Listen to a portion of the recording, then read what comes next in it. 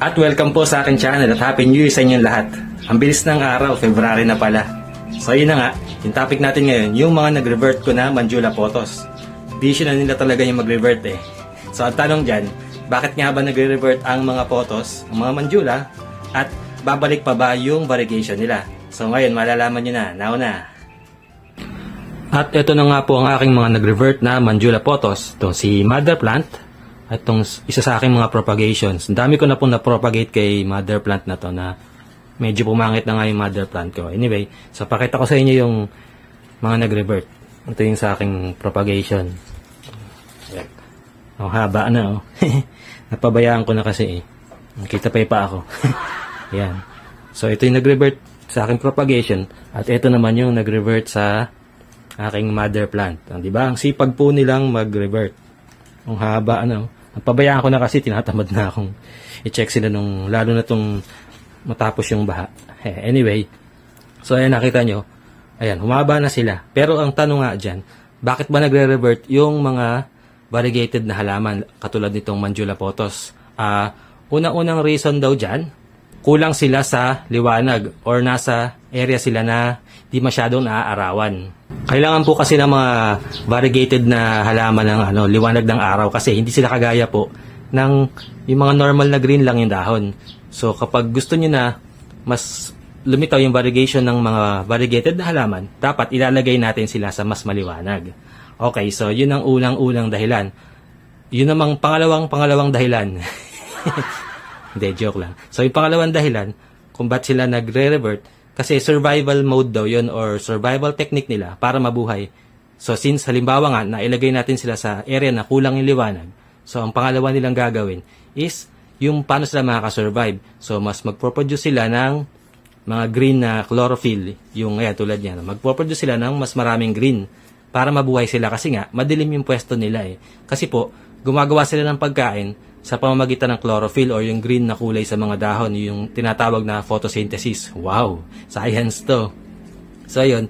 So, since kulang nga sila sa liwanag, so may tendency na mas mag-green sila para makagawa sila ng mas maraming pagkain.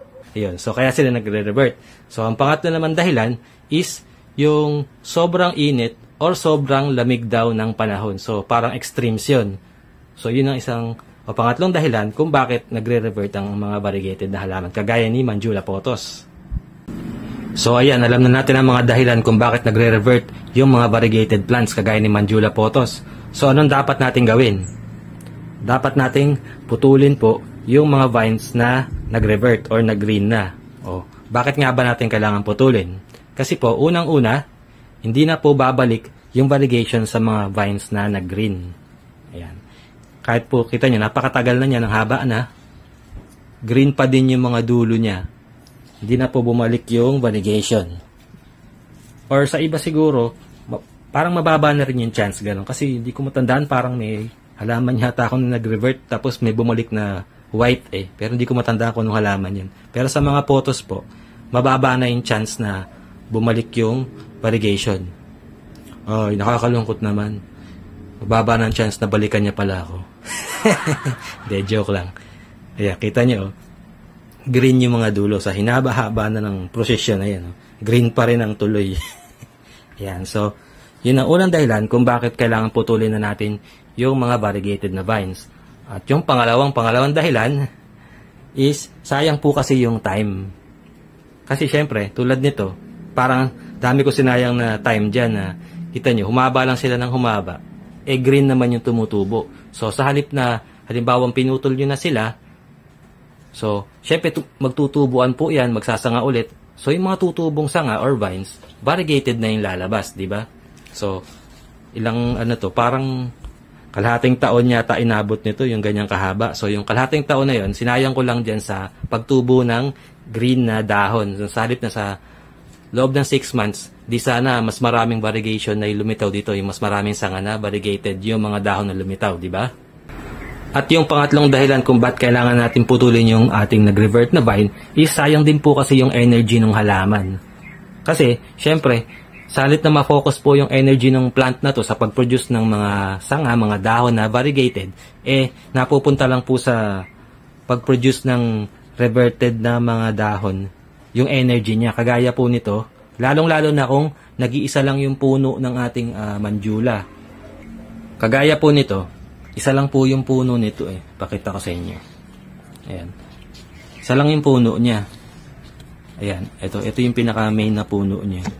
So, isa lang yan. Although nakita nyo, ayan, merong sanga na siya sa gilid. Tapos, ito pa. Ayan. Ano ba yan? Ito.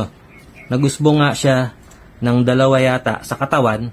Pero, makita nyo, mas humahaba yung parte na green. Ayan. So, sa halip po na yung energy niya is, pinofocus na lang siya dun sa paghaba ng dalawang vine na to, na maigsi, napupunta pa dun sa green na vine. Kita nyo, ang bagal humaba po nung variegated na mga vine. Kasi nga po, napofocus lang yung energy dito sa green. Diba? Sayang po yung energy ng plant. So, kung pinutol na natin yan, so, mas hahaba na po yung mga usbong na to na nasa katawan niya, ibang katawan niya. So, and then, syempre, pag putol na tong green, mas madadagdagan yung sanga niya dito sa katawan na, sa part na variegated. Ayun, so, diba? Sayang po yung energy eh. So, ngayon, putulin na natin tong mga green na vine na to, gamit ang aking gunting na pang-kinder. Ayan. Sana matalim. So, pagpuputulin po natin tong vine na to na green, doon po sa kung saan nag-start yung nag-green yung dahon. So, kagaya nito, dito siya nag-start. Ayan. Kasi itong huli, ayan, variegated pa eh. So, dito natin siya putulin. Ayan. Yun. Sorry. Variegated ba? Ay, reverted na vine. Tapos, itong isa, itong sa mother plant, ang haba na rin ito. Ayan, oh. So, ayun ang pinanggalingan niya, napaka-layo na. Parang lumalabas nga nito, itong buong puno yata na to. Eh, green na, oh, mula doon sa baba. Green, kumbaga isang vine lang siya, isang puno lang. Pero, putulin na rin natin.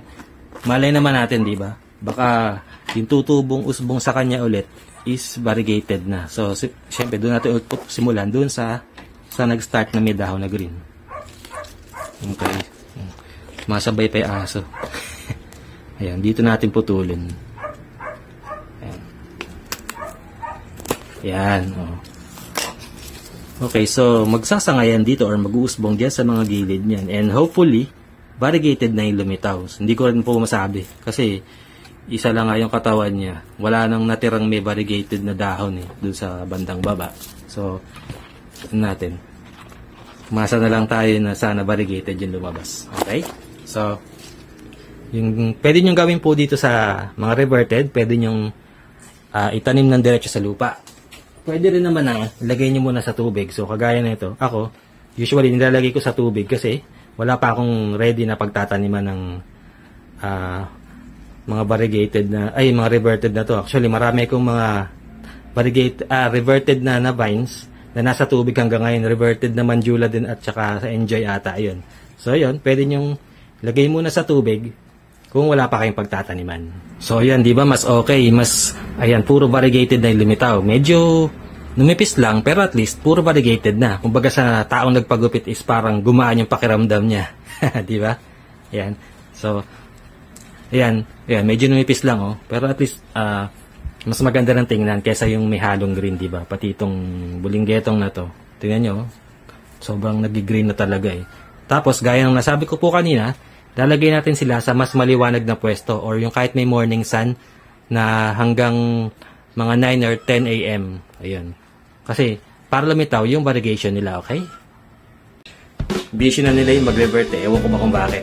So, ang tanong dyan, babalik pa ba yung variegation ng ating mga nag-revert na photos, na mandula photos? So, ayun, nag-revert. At testing muna. At testing ulit muna. At testing nga ulit. At yung pangatlong